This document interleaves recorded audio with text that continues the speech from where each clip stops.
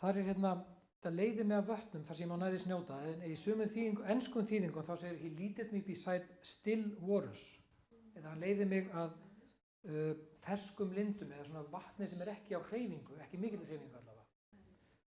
Og þess að vísin í það, hann leiðir okkur af því, hann ekki að leiða okkur af einhverjum boðaföllum eða straumþungum ám, heldur að stað til að róa okkur. Og mér skilst að kindur til dæmis geta ekki drukkið vatn úr beljandi á. Það bara, vatni verður að vera kyrrt eða allavega ekki mikil hreyfing til að geta drukkið. Annars bara fá þær í nefið, það drukkna bara. Þannig að það er annar sjónarhóll á þetta. Og það er líka talað um að þessi vötn, þau séu svona líkingamind eilífa elsku drottins. Það er svo á sem streymir stöðugt fram. Eins elska drottins, hún er eilíf. Hún hættir ekki. Og líka með þessu að vera á grænum grundum og vera við vötnina, þá eigum við samfélag við Guð þegar við neytum að þessu lifandi vatni.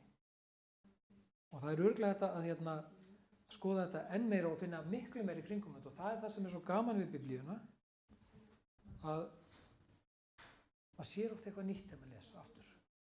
Og þegar maður les það sem að aðrir hafa stúderað og séð svona annan vinkil á því, þá getur það oft opnar augum hans fyrir því enn betur. 3. versið, hann hressir sál mína, leiði mig rétta vegu fyrir sakir nafnsins. Hann hressir sál mína, eða eins og í sumum þýðingum tala hann endurreisir hana. Þá verið að tala til dæmis við, eigum það kannski til að fara ranga leið. Hrösum, svona, eins og segja ensku við bakslitt, aðeins förum aftur á bak. En þá leitar hann okkar. Hann leiðar okkur aftur á réttan stað. Hann fyrirgefur okkur og læknar það sem aflega fór. Hann hressir okkur og hann huggar okkur. Hann hressir sál okkar. Og hann leiðir okkur rétta vegu, eins og segir, með því fordæmi sem hann gaf.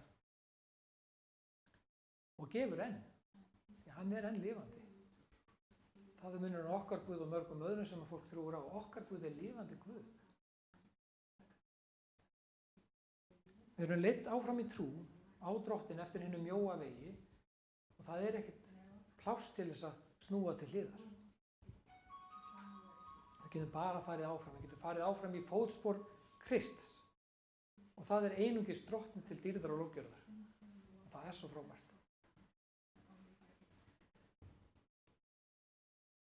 Í versi 4 sem að mér svona eiginlega þegar ég fór að skoða þetta betur, það var svolítið mitt uppáhalds í þessu. Ég var mér finnst það mjög spennandi. Það segir jafnvel þótt ég fari dimman dal, óttast ég ekkert illt, þegar þú ert hjá mér, sprotið þinn og stafur hugga mig.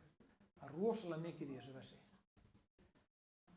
Og að fara dimman dal, það er ekkert endilega verið að tala andlegt myrkur.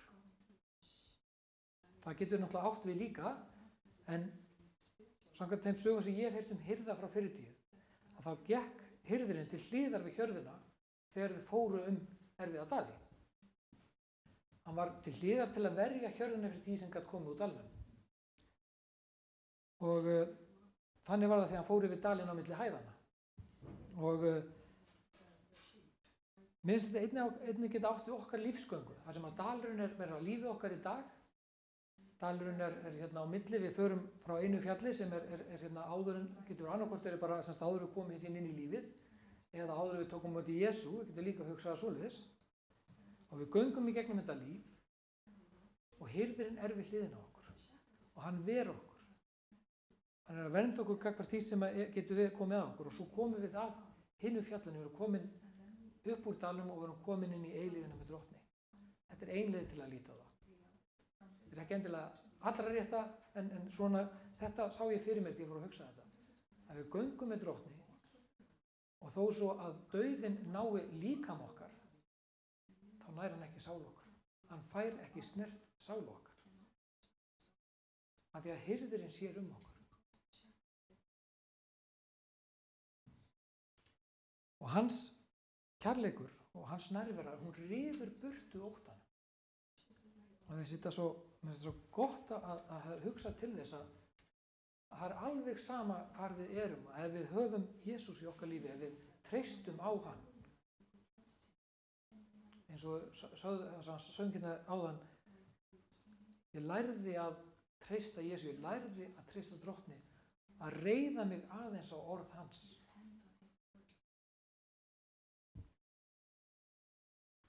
Og það er þá sem að þá fáum við það sem við þurfum á að halda til að gangi í gegnum það sem við þurfum að gangi í gegnum. Og þetta með sprotin og stafinn. Sprotin og stafinn huggar mig. Sumir gyðingar og jafnvel sumir kristni vilja meina að þetta sé talað um að aga, að þessi hýðingartæki, sprotin og stafurinn. En það kann að vera það í einhvern tíma vil og oft á ægi með kærleika við. En í þessu samhengi dimma dalsins að þá er sprotin orð Guðs, hann er svona sprotin sem var styrkur Krists og stafurinn stafur loforða og fyrirsjónar Guðs. Og stafinn notaði hirðirinn einnig til þess að telja kindurnar, hann hafði yfir og taldi þess að fóru undir. Mér finnst huggun og styrkur í því fyrir okkur sem eru kristna að vita til þess að þegar við göngum undir stafina þá veit Drottinn að við erum ekki týnd, við erum hérna í hópnum. Hann veit nákvæmlega hverja vantar, hann þekkir hvert og eitt okkar. Og hirðirinn hann notar stafinn, hann nýtir á eftir þeim sem er aðeins og eftir, aðeins að reka á eftir okkur, við drögumst aftur úr eða nær okkur ef við förum aðeins að ráfa í burtu. Hann passar okkur þannig. Og hann er tilbúinn að verja hjörðina sína gegn hverju sem er, hvort sem það eru hundar eða úlfar eða birnir eða hvað annað. Og í okkar tilviki þá er það andaverur vonskunnar í himmingeimnum eins og Páll orðaði það í Efesusbréfinu 7. kafla og 12. versi. Því við eigum ekki í baráttu við menn í raun. Og við erum að tala um að stafan í sér orð Guðs, það er sterkt, það er sterkara hverju tvíeggjuðu sverði. Þetta sagði hann í Hebreabréfinu 4. kafla og 12. versi. Ef við notum það með krafti Drottins, með krafti Drottins Jesú Krists og hans heilaga anda, þá getum við varið kirkjuna gegn árósum með bæn og ákalli til Drottins. Hans sproti og hans stafur huggar okkur. Og við þurfum svo sannlega að nýta okkur þetta sverð, orð Guðs, nýta það í bæn til þess að vernda kirkjuna, til að vernda eins og Páll kallar aðra heilaga, alla heilaga. En í 5. versi það segir, þú býrð með borð frammi fyrir fjendum mínum, þú smyrð höfuð mitt með olíu, bikar minn er barma fullur. Og þarna kemur að því sem ég talaði með byrjun, það sem var mig mun ekkert bresta. Í byrjun þá talaði sálmaskáldið það, hann skortir ekki neitt. En svo er hann hérna að tala um bara líf í fullri gnægð, yfir flæði. Og það gaman að sjá þessa breytingu í gegnum sálminn. Og jafnvel þegar allt virðist vera mót okkur, að þá býður Drottinn okkur að sínu borði og hann vill neita matar með okkur. Í Opinberunarbókinni, 3. kafla og 20. versi segir, sjá, ég stend við dyrnar og kný á. Ef einhver heyrir röst mína og lýkur upp dyrunum, þá mun ég fara inn til hans og neita kvöldverðar með honum og hann með mér. Og þetta er það sem Drottinn býður okkur. Hann býður okkur á sínu borði. Jafnvel þegar allt er í vandræðum, þegar allt er á móti að virðist vera, Drottinn býður okkur á sínu borði. Og fyrir framan fjendur okkar. Mér finnst það merkilegt að spá í það. Hvað á hann við með því? Sko, málið er að Jesús, hann skammast sín ekkert fyrir okkur. Og við eigum alls ekki að skammast okkur fyrir hann. Og þetta með að búa okkur borð fram yfir fjendum, það er kannski líka svo að þeir, fjendur okkar, sjáu þessi forréttindi sem það eru, sem við búum við, að eiga samfélag við Drottinn. Að við fáum að hlýða orð hans og við fáum að dvelja í nærveru hans og við fáum að lofsyngja Drottinn, gefa honum dýrðin af öllu sem við höfum. Öllu því sem hann af örlæti sínu gefur okkur. Og það að smyrja höfuð okkar á við gnægð í okkar lífi. Að smyrja okkur með anda gleði og gefa okkur ekki einungis til að uppfylla þarfir okkar, heldur jafnvel einnig til að uppfylla þrá okkar.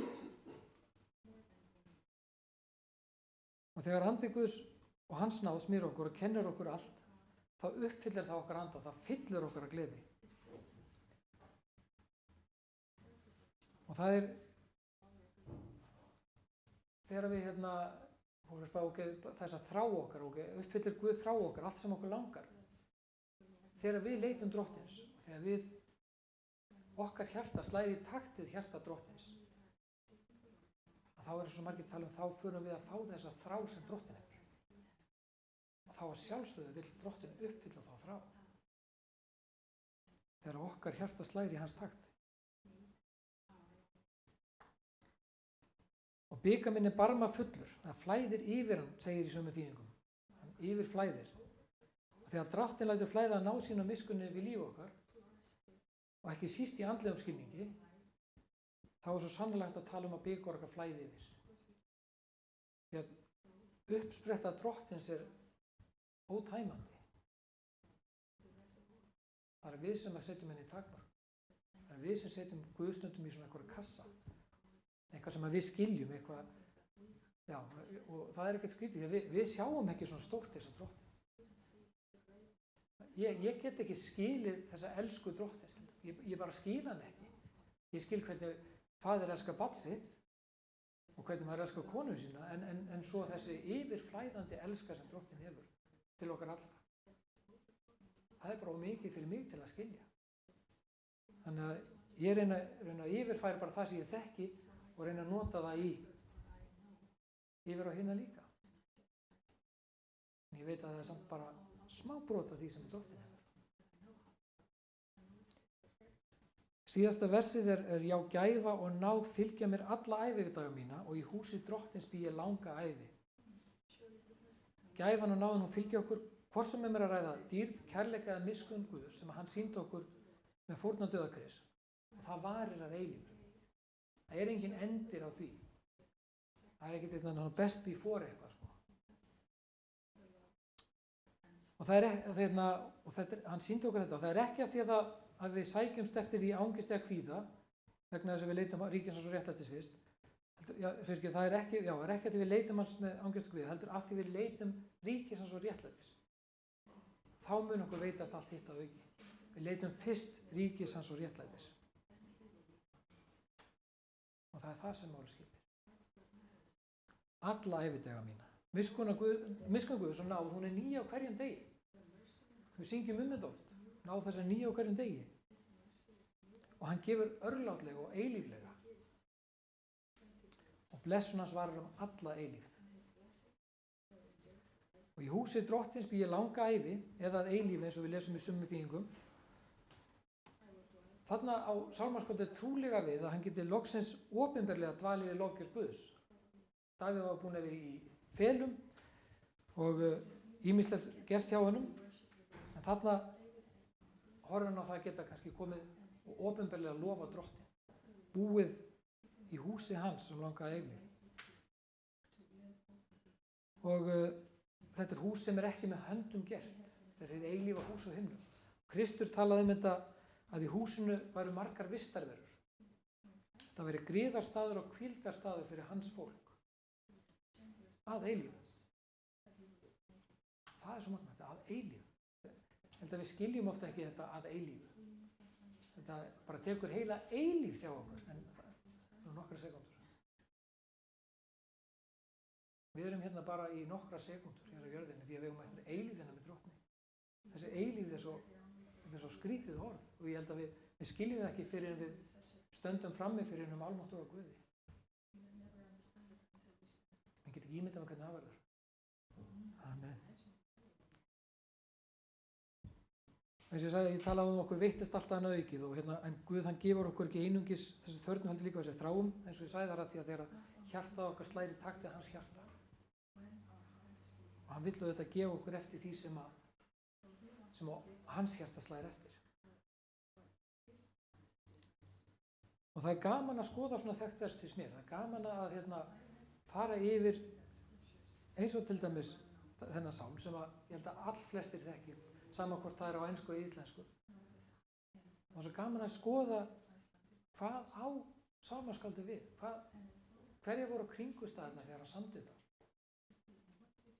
Við skorum bara á okkur, skoðum þetta dýpra og meira því að ég held að ég hafi bara rétt snert svona byrjunin á því í raun. Það er svo margt fleira hægt að sjá út úr þessu. En eins og ég sagði, eitt mitt uppáhaldsvers í þessu var þetta 4. vers, jafnvel þótt ég fari Dimmandal. Og við getum hort á þessu margan átt. Og mér finnst svo mikil huggun í því að vita það að Drottinn gengur við hlið okkar. Hann er með okkur sama hvað. Ef við kjósum að ganga með Drottni, þá víkur hann ekki frá okkur. Ég heyrði einu sinni sögu, það sem lítill strákur segir við mömmu sinni eða pappa vilt þú halda í höndina á mér?